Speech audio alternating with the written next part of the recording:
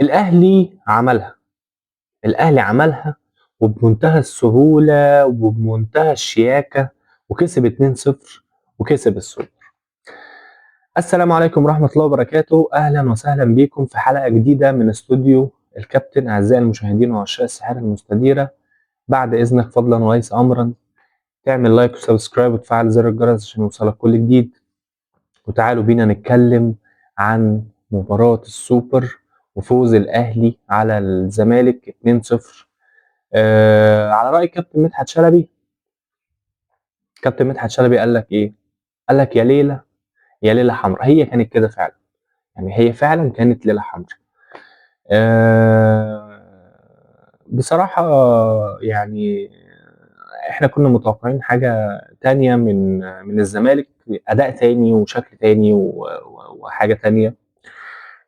ولكن الأهلي بصراحة لعب بواقعية شديدة جدا، ولعب باسم النادي الأهلي، قوة النادي الأهلي، وكسب بمنتهى السهولة. يعني نزل الأهلي مارس الهواية بتاعته المفضلة إن هو بيكسب الزمالك في يعني بمنتهى السهولة خالص.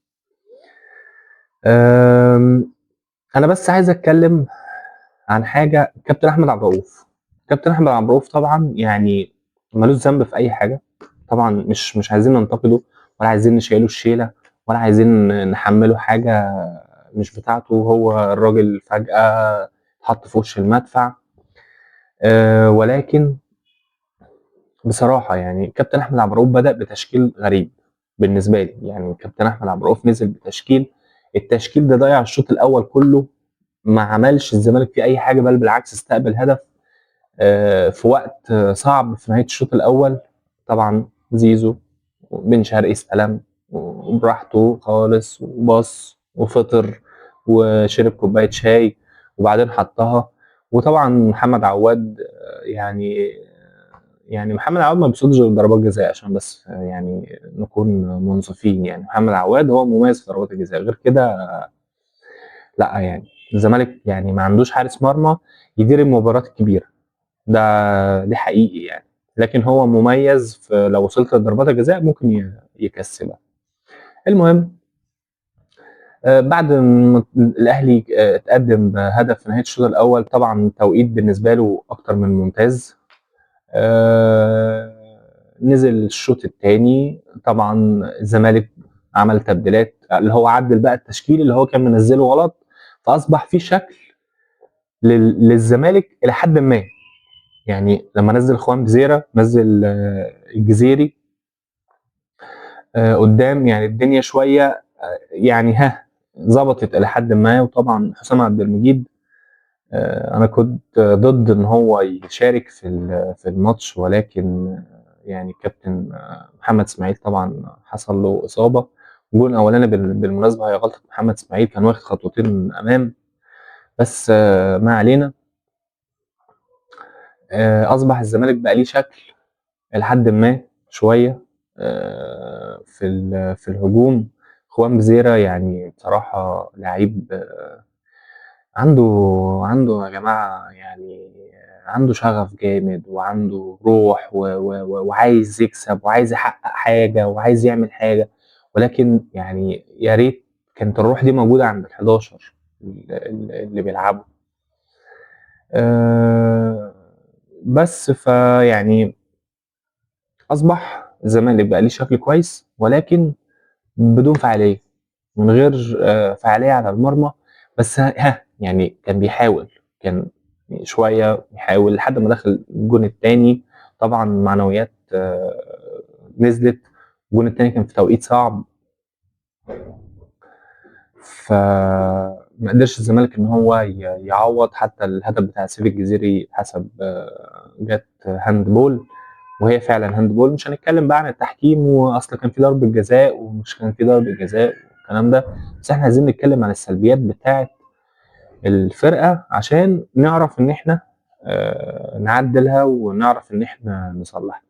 بغض النظر عن ذلك بقى، انا بشوف ان في لعيبه موجوده في نادي الزمالك حاليا لا تصلح ان هي ترتدي تيشيرت نادي الزمالك. يعني مع احترامي لعمرو ناصر، عمرو ناصر هو مهاجم يعني كان كويس في فاركو، وكان يعني إلى حدٍ ما مهاجم، بس هو على قد فاركو، هو ما يلعبش في الزمالك خالص.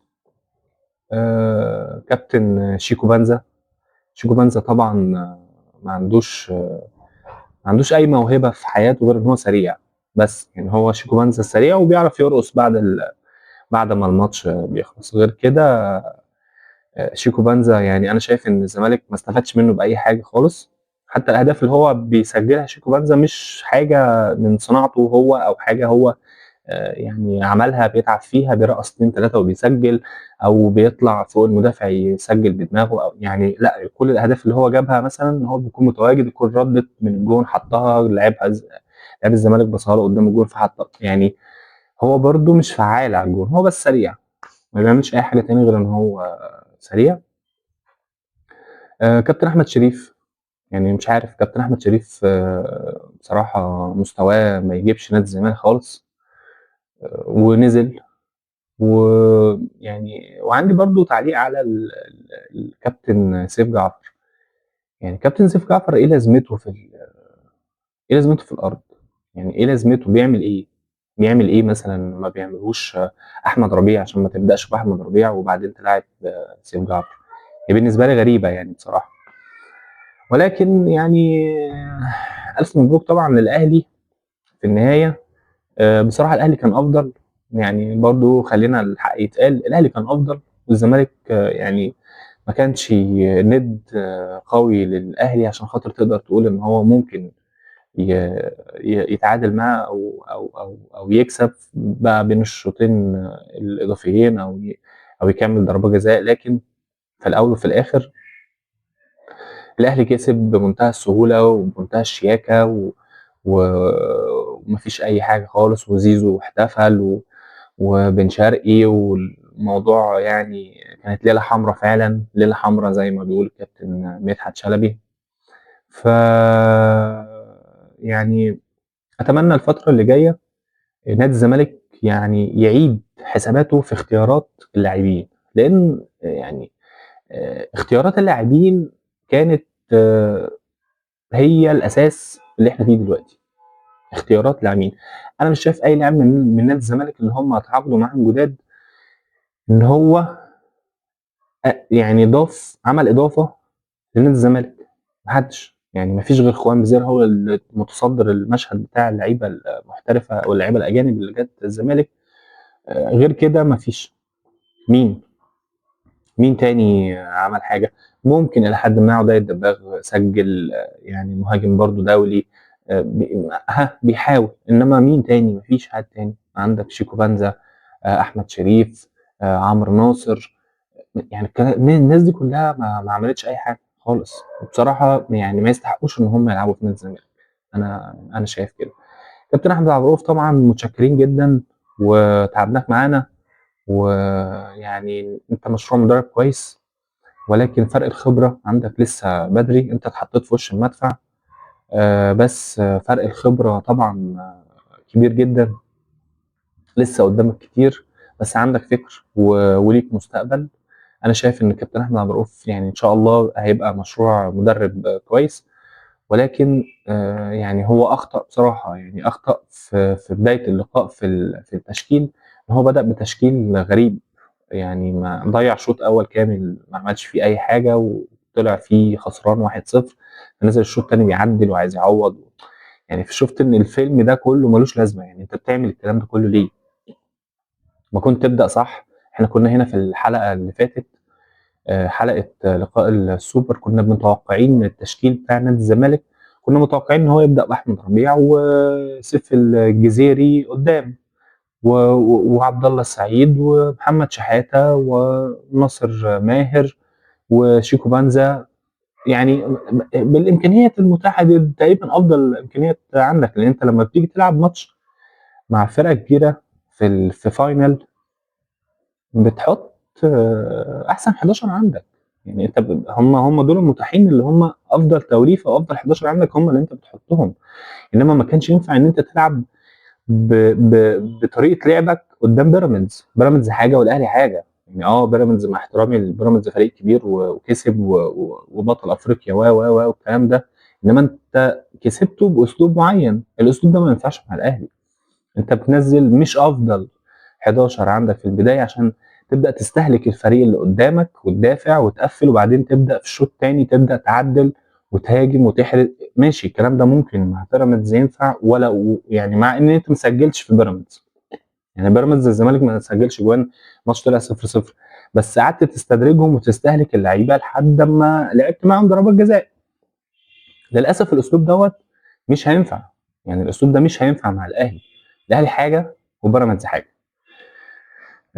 بس عندنا في شويه كلام طبعا من امبارح، وشويه اخبار كتير عن المنتخب والتوقف الدولي اللي جاي، واللعيبه اللي راحت المنتخب واللي لسه ما راحتش. بس خلونا نتكلم عليها في حلقه تانية. في بس حاجه مهمه حابب ان انا اقولها قبل ما اختم الحلقه. مدرب الزمالك جديد، هو مدرب برتغالي، وتقريبا يعني تقريبا بنسبة كبيرة ان هو هيقود الفريق بعد العودة من الامارات مباشرة، او هيتم الاعلان عنه في خلال الساعات اللي جاية على طول. آه، موضوع تاني برضو، موضوع فرجاني ساسي. يعني ايه فرجاني؟ ليه؟ يعني احنا بنحبك. الزمالك النهارده توقف له قيد تاني خامس بسبب فرجاني ساسي، وطبعا يعني زود القتلة اللي موجودين جوه. كانوا هم 4 قضايا قبل مباراة السوبر، الماتش خلص بقى ب5. يعني اتمنى الزمالك ما يلعبش بقى تاني لحد ما نشوف هنحل موضوع ايقاف القيد دوت ازاي يعني. بس كده، بعد اذنك يعني فضلا وليس امرا تعمل لايك وسبسكرايب وتفعل زر الجرس عشان يوصلك كل جديد. وبكده يكون وصلنا لنهاية الحلقة بتاعتنا. ألف مبروك للأهلي مرة تانية، وهارد لك للزمالك. أتمنى الحلقة تكون عجبتكم، وأشوفكم على خير.